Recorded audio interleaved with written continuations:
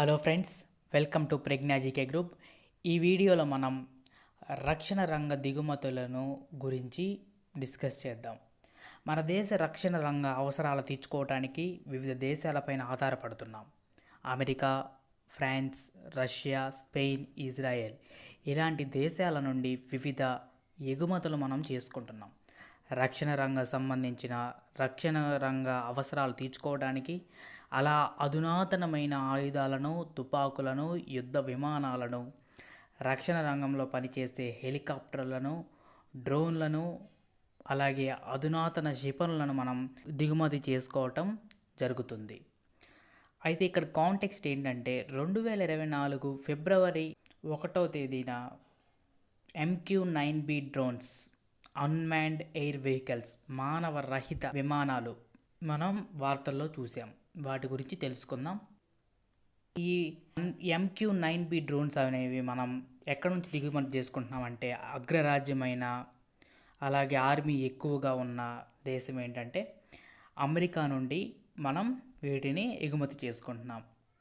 అయితే ఫిబ్రవరి 1వ తేదీన ఏం జరిగిందంటే, దాదాపు 4 బిలియన్ల విలువైన ఒప్పందంతో భారతదేశానికి MQ-9B సీ గార్డియన్ డ్రోన్లను విక్రయానికి అమెరికా ప్రెసిడెంట్ జో బైడెన్ ఫిబ్రవరి 1, 2024న అనుమతినిచ్చారు.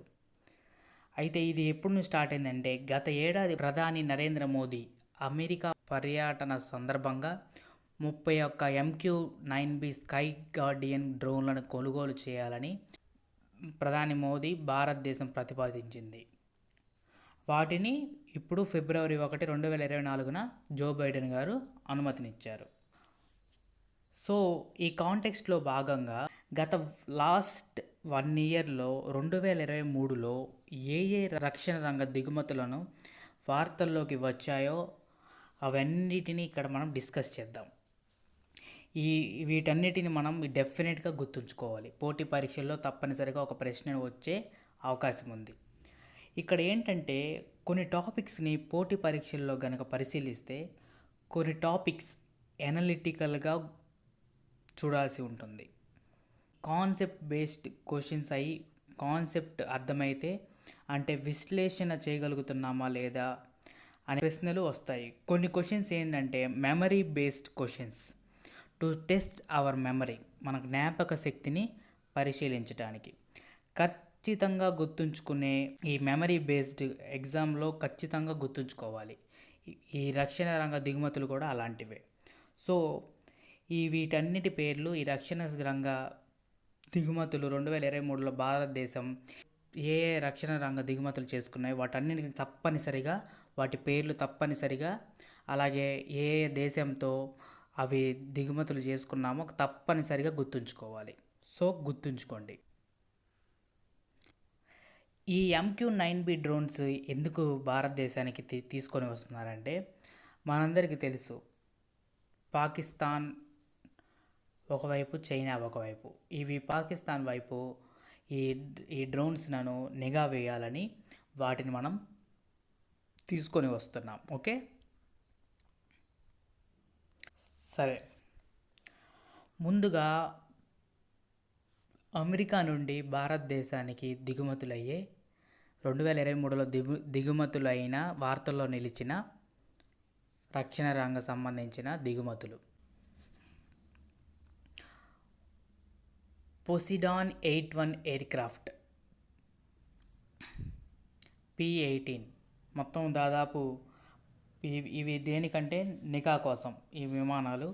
ఇవి ఇండియన్ నేవీ ఉపయోగించుకుంటుంది. మొత్తం 16 పంపించింది. ఓకే, గుర్తుంచుకోండి, 16 పోసిడాన్ 81 ఎయిర్క్రాఫ్ట్లను భారతదేశానికి ఈ అమెరికా పంపించింది. Next, Boeing AH-64 Apache helicopter, అలాగే బోయింగ్ AH-47 చినూక్ హెలికాప్టర్.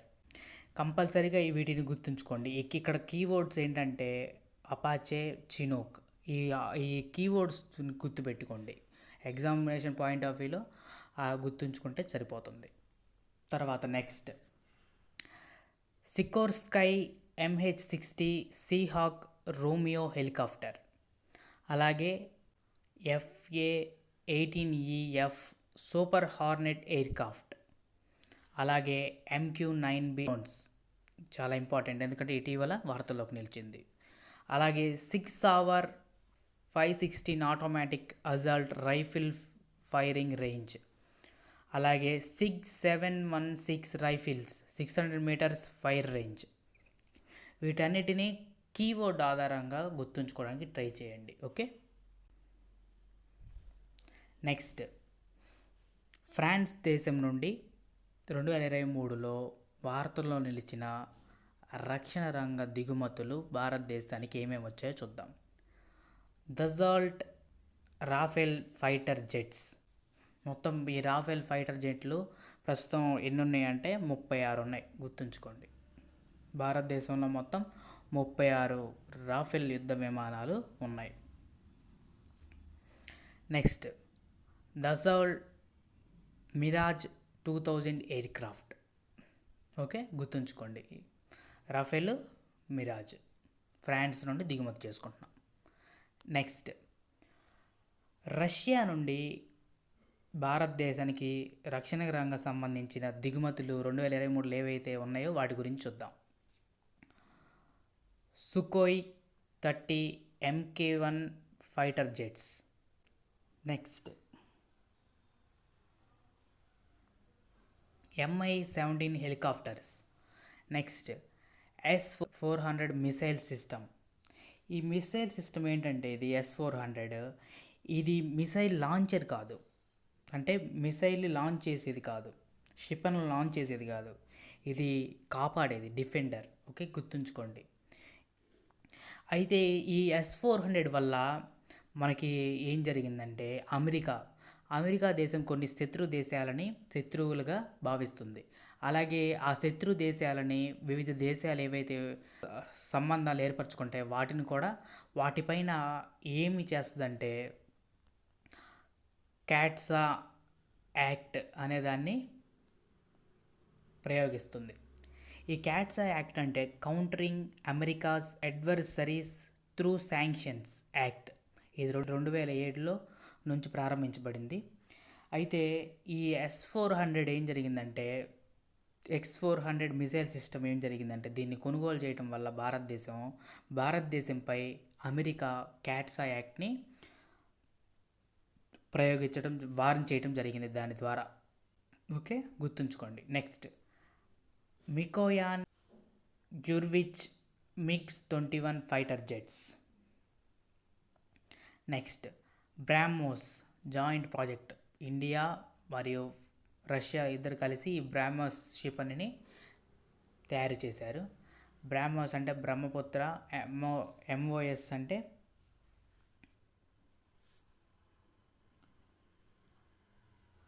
మోస్కోవా నది.